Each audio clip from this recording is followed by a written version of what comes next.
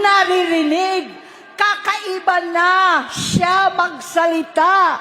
Hindi na maintindihan kung ano-ano na ang sinasabi at wala na sa sarili.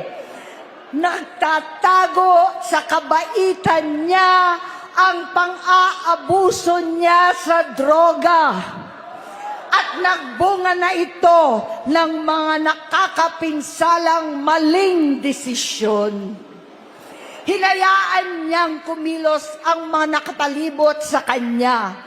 Yung mga umaastang presidente habang nilululong siya ng mga ito. Hindi na kami nagkausap. Sa harap ng publiko, pinipilit kong magmukha kaming maayos. Pero wala na kaming koneksyon. Hindi ko hinihiling na maunawaan ninyo ako, lahat kayo.